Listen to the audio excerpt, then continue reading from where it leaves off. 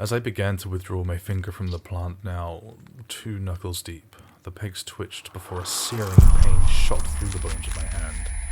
I looked down to see clamped down, showing no signs of releasing my trigger finger, a set of human teeth cutting deep into the leather of my gloves.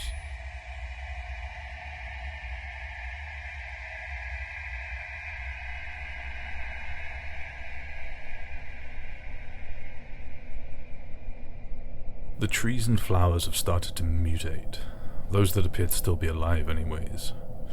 It would seem no form of life, human, animal, or plant is safe from being infected or possessed by Blight.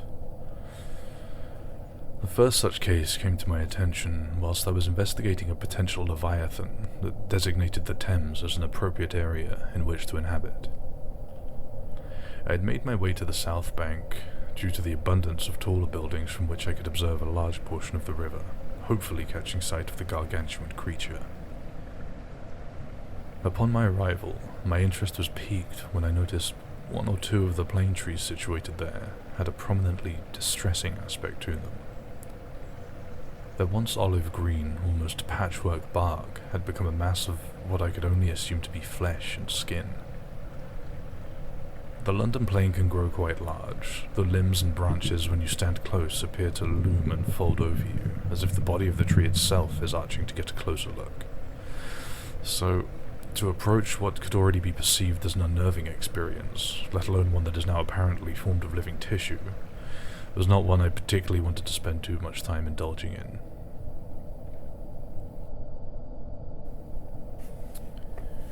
Having completed my research on the possible beast in the River Thames, I made a note of paying close attention to the other plants and flora that can be found in particular parts of London. Some noteworthy places included Hyde Park, Kensington Gardens, and the Royal Botanic Gardens. The Royal Botanic Gardens was where I had planned on heading today. The gardens there consist of approximately 400 acres of varying plants and wildlife, from trees to water lilies, each climate in its respective room or house. It seemed a perfect place to study the effects of blight on a variety of vegetation, not to mention a place incredibly dangerous. I bought a fair quantity of incendiary equipment with me on this occasion. Considering fire was usually a good method of bringing a plant or tree quickly to its proverbial knees, it was equally good at dispatching of something made of flesh, skin, and possibly bone.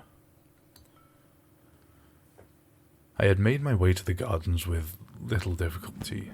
Sticking to pavements and walkways and paying close attention to my surroundings, I was able to avoid a group of Volaks perched along the bridge over the Thames in Hammersmith.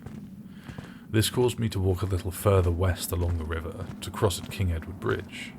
This, conveniently, would lead me straight into the Kew estate. I dubiously made my way over the river, having discovered what the thing in the water was, and that there were very likely more of them. I hastily continued to the gardens. The main entrance to the estate was surrounded by wrought iron fencing, in the middle of which sat 2 tall pillars topped with ornate stone carvings. These were placed either side of a set of gates, decorated with a once golden royal coat of arms, now tarnished and dull. Though worn and eroded from the acidic rainfall, they still stood strong. Yet they were considerably more imposing. Now I had my suspicions about what dwelled beyond them.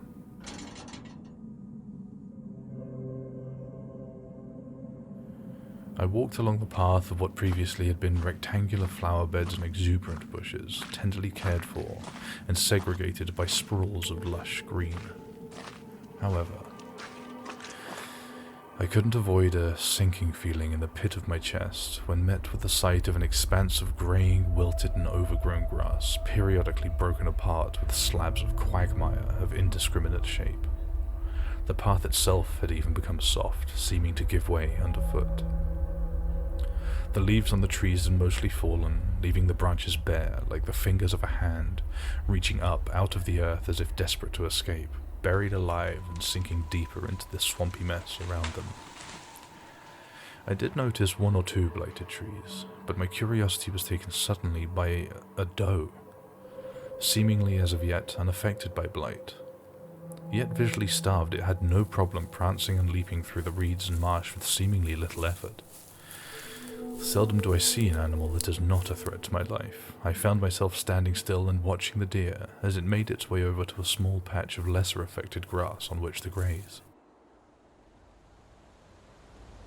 As I watched the animal feed, the persistent clouds gave way ever so minimally, just enough to lightly dapple the ground under the tree with dancing spots, barely streaming through the gentle fog that blanketed the entire area.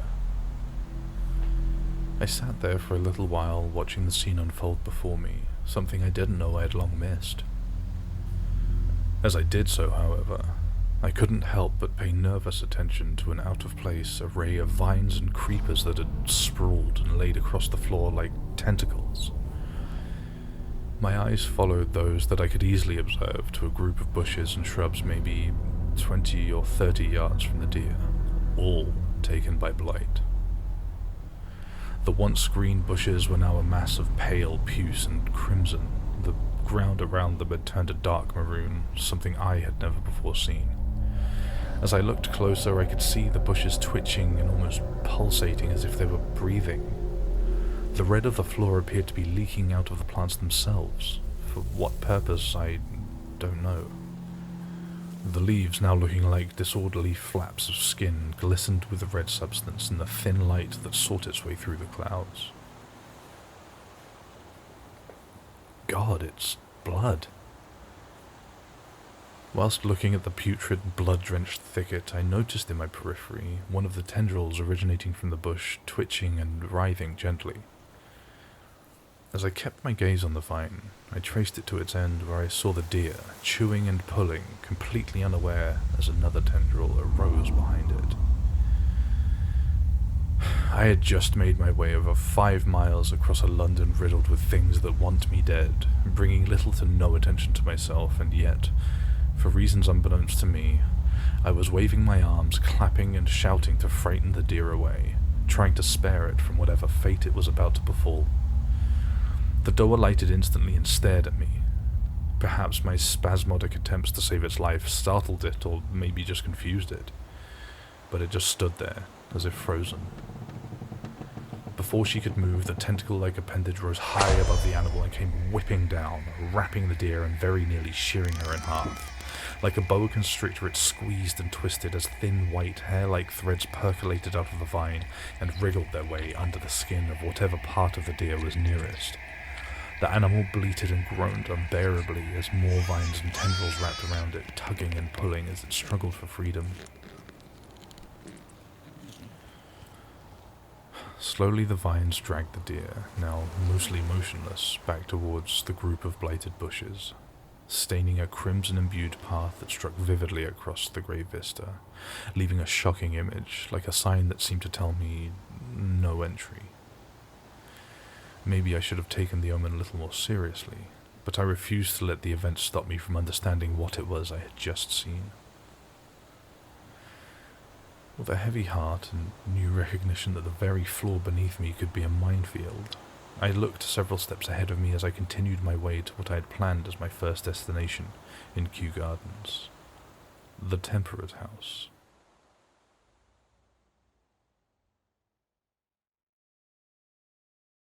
The Temperate House was ordinarily heated to match the climate the plants inside were accustomed to. However, the blight had taken London many years ago, so I assumed the room would have grown cold, causing the plants to mostly die. I was wrong. Upon entering the enormous greenhouse, constructed of wrought iron and blown glass, I was very nearly bowled over by the acrid smell and immense humidity inside. The air was hot and thick with vapor, almost as if underwater. It felt nigh on impossible to breathe as the dense atmosphere filled my lungs and my mouth was overwhelmed with the taste of vinegar and spoiled fruit. The room sounded faintly of rain as the fog condensed on the glass roof and fell onto the leaves of the plants, now hugely overgrown, and having turned the room into a veritable rainforest. "How is this all still alive?" I quietly exclaimed. This was most certainly a bad idea, but as with all high rewards, there comes an element of high risk. As delicately as I could, I hacked my way through the thick foliage that covered the path, taking special precaution regarding the whereabouts of any stray vines or tendrils, so as not to succumb to the same fate I had just witnessed outside. As I fought past the enormous leaves in my way, I heard a faint moan from somewhere reasonably far ahead of me. It sounded familiar, almost human. As always, my curiosity got the better of me, and I made my way towards the sound. As I drew nearer to the source, I noticed the voice start to multiply, becoming voices. Saying nothing in particular, just groaning gently, both male and female. I immediately took a more defensive stance, knowing well that a wandering group of cambions could have unintentionally stumbled into here and become lost, stuck, or perhaps worse, enraptured in the savage vines that made the last stages of my journey here considerably more frightening. The profuse tension I felt unconsciously caused me even to stop breathing. I felt every heartbeat pulse through my hands as the grip around my blade tightened. Ceasing to cut my way through the remainder of the path, I stepped with all the weight of a feather on the gravelled floor as I came closer to the voices, now loud enough for me to declare with absolute certainty these were at least at some point humans. I peeked through the available gaps in the leaves as I moved, trying to catch a glimpse of what or who I was walking towards. I stopped periodically to listen for footsteps or movement, but heard very little, aside from the voices and the faint sound of something similar to wet fabric rubbing against itself. I was suddenly frozen with dread as I spotted through the leaves shades of red, magenta, and brown, identical in hue to those I had seen on other blighted plants. I stood still and watched, noticing the colours sat in a clearing just ahead of me. Curiously, they seemed to be moving and twitching. It was something large, taller than me, somewhat swaying almost rhythmically left and right. I lifted my blade ahead of myself to part the leaves just a little, gaining better vision of what was in my path. The corpse flower, I said hushedly.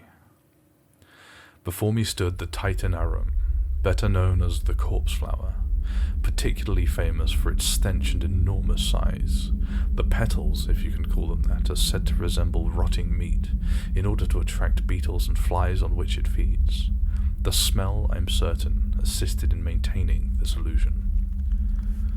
Still remaining mostly behind the leaves of the overgrown path, I watched the flower as it both looked and acted most unusually, even for a plant already unusual in nature.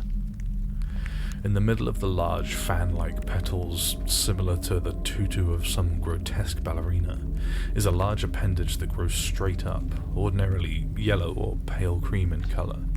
This one, however, had turned a deep pink or purple and was swollen, appearing almost as if it was about to burst. The skin of the growth was pulled taut and seemed to undulate, as if something beneath was writhing and squirming. My subconscious curiosity once again got the better of me, and I found myself standing no longer in the bushes I was hiding in, but before the enormous plant, 4 or 5 meters in height.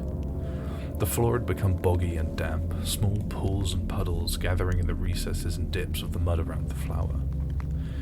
My spellbind was broken, however, as the plant let out a sound, the same sound I was hearing before, groaning and whining, slightly muffled as if coming from another room.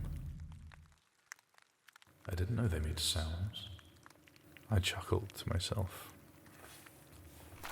I walked up to the plant and placed my hand gently on the pulsating growth that jutted up out of the petals. It was comfortingly warm to the touch, almost hot, even through my thick gloves. This was undoubtedly the cause for the perpetual fog that filled the room. The swelling and movement I felt beneath the thick veneer of the appendage did unnerve me, however. Even more so when... What is that? I said to myself. One particular part of the swelling seemed almost to demand my attention, enlarging as if trying to push through the skin and escape. As I watched, a small opening appeared, through which poked a little white peg. I noticed it was hard as I ran my fingers over it, unlike the firm yet soft majority of the plant. It seemed slightly wet, likely moistened by the plant's interior. I pecked lightly at the wound-like split, uncovering more of the oddity that laid beneath. The peg was quite square and embedded in a flesh-coloured material. Next to it was another similar peg, slightly smaller and rounder. The opening was now a finger's breadth, and there was room, I found out, to even hook a finger behind the odd square rivet. As I began to withdraw my finger from the plant, now 2 knuckles deep, the pegs twitched before a searing pain shot through the bones of my hand. I looked down to see clamped down, showing no signs of releasing my trigger finger, a set of human teeth cutting deep into the leather of my gloves. In an attempt to liberate myself from the trap, and before I lost the finger completely, I ripped my hand free from the jaws of the plant, breaking the teeth, causing the enormous plant to recoil and let out a deafening wail from the mouth of which I had just escaped. "The fucking thing is blighted," I shouted wincingly. With only knowledge that the plant looked unusual, it was difficult to tell it had been affected by the possession. Retrospectively, it was a phenomenally stupid thing to have done. I can only think I was not in my right mind. Having made my way through the room already with no incident nor sign of blight, and lulled my perception fallaciously into one of safety.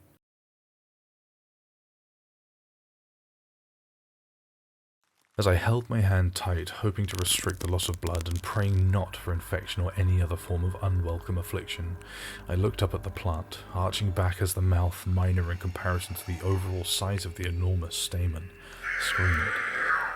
It began to swell and pulsate erratically, bending and contorting, at least doubling in width, before a large split formed vertically down the center. The skin of the undulating growth began to peel back and fall down in lumps onto the petals around the base of the plant, revealing underneath a mass of fused human bodies, sporadically separated with another face, another arm, or another leg. The eyes blinked, the mouth spoke, and the arms reached out towards me. Unaware of whether the bodies were either seeking emancipation or their next meal, I stepped back, only to be prevented from doing so. A towering pair of tendrils I had unknowingly stepped on God knows how many times had emerged out from the gravel underneath my feet and blocked my retreat. Using my uninjured, less dominant hand, I took hold of my blade, ready to cut through the imposing creepers. I lifted my arm to swing, but almost instantaneously the vine swung down and lashed the blade from my hand, knocking it to the floor, sticking handle up out of the mud.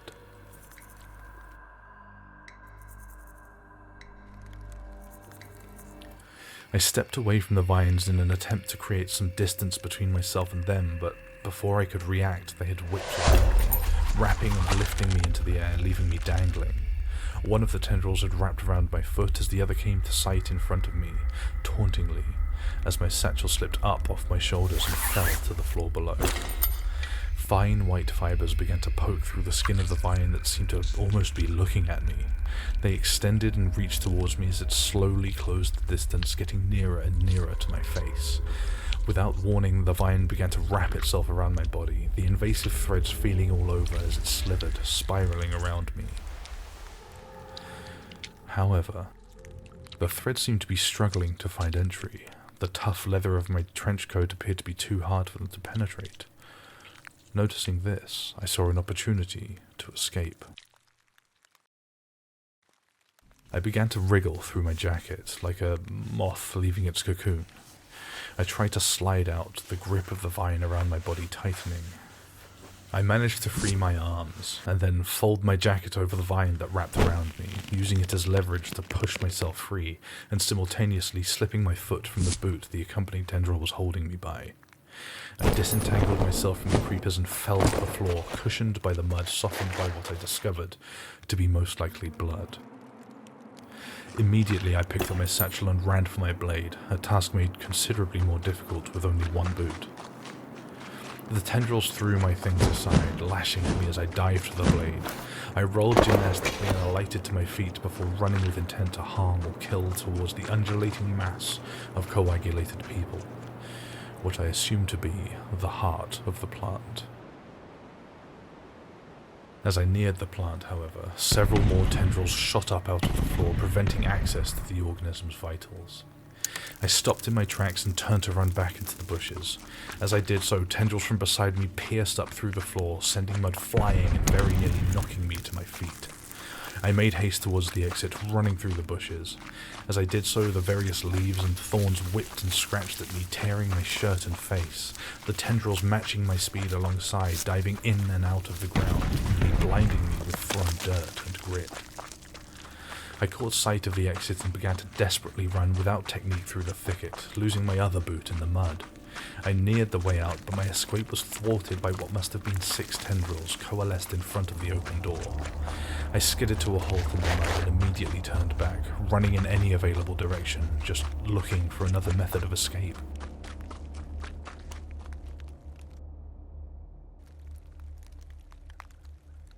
Having believed I had temporarily lost the creepers, I remained motionless, crouched in a spot where I could see the other tendrils now stood tall in front of the exits. I gathered my thoughts for a moment to plan for escape. Shooting the heart would very likely do nothing. Even with remarkable accuracy, all it would probably do is anger the blighted plant more, particularly as I wasn't even sure what part of the heart would lead to a swift death for whatever thing it had become. My blade was equally useless, as it would require unbridled access to the plant for some time, allowing me to hack pieces of it off until it stopped moving. My only option was to conflagrate the plant with a bottle or two of the lamp oil I had seen used for in a previous encounter. Bringing the bottles pre-prepared on an expedition was too dangerous, as they would need to remain uncorked, and I didn't want the bottle to unknowingly leak into my clothes. This would leave me vulnerable to accidentally setting myself alight. So I removed 2 of the bottles from my satchel, gently pulled the corks and tore off 2 lengths from my already ripped shirt, and stuffed them into the mouths of the containers.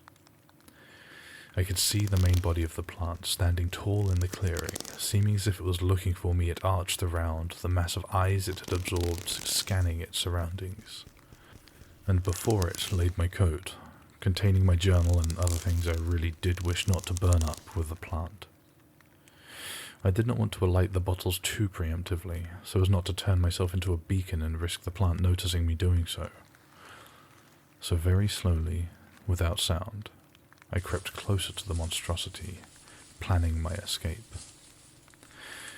I was waiting for a moment, an opening, any opportunity where the flower would be weaker, which I found as it turned away from me, appearing to look for me behind it. At that moment, I pulled out a booklet of matches I had in my trouser pocket, only 1 matchstick of which was lightable, the others all sodden with the blood and mud that had now covered most of my body and face, and I struck it against the back of the packet. Having lit one of the rags, I used it to light the other, after dropping the match immediately extinguishing the mud I was standing in. Now illuminated, I had no option but to strike and make my escape. I ran through the bushes and hurled the bottles at the plant. It shattered against the flower's core, the oil catching fire as it engulfed the mesh of bodies, now screaming and thrashing violently. Each one of the people welded into the congealed orgy of human beings, seeming to feel the pain individually as well as a whole. I continued to run right past the flower, picking up my coat on the way I made for the exit, blocked by now wildly flailing tendrils. I threw the remaining bottle at the doorframe above my way out to incinerate the floor beneath it. In doing so, the vines caught fire immediately, making my escape all the more dangerous. I was forced to run directly at them, dodging as they whipped and flayed at me. I neared the exit and barged my way past them with my shoulder, falling down and rolling down the concrete steps outside the house.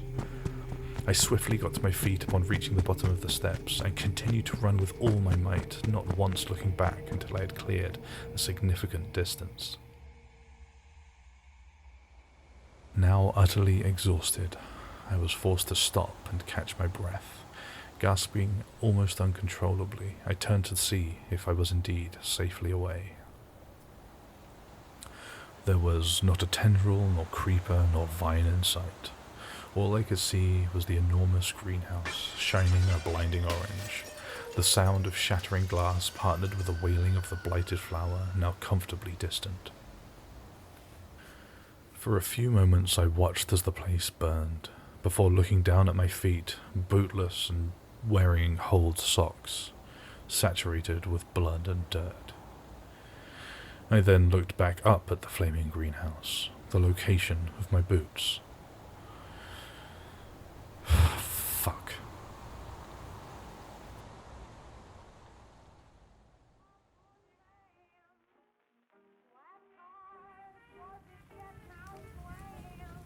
Hello again, friends. I would like once again to tell you how tremendously thankful I am to you all for watching and or listening to my story. Eli has told me we have a few followers now. To those people I would like to say, I truly appreciate your interest in my tales and exploits. I shall most certainly not disappoint you. To those of you that did not or have decided not to follow, I thank you also for giving me at least the opportunity to garner your attention. If you enjoyed tonight's story, then feel free to subscribe. I try my best to have at least one finished per week, give or take a day or two. Time where I live has become a little more fluid. Days of the week and months of the year have mostly lost all meaning now. I will continue to research methods with which to tell you my tales with Eli. He has informed me of something called shorts, in which I could tell you little bite-sized stories or anecdotes.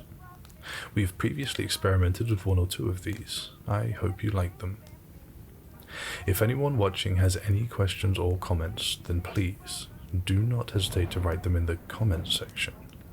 Eli will forward them to me at his earliest convenience. I thank you once again for sticking with me this far, and I shall see you soon. Farewell, my friends.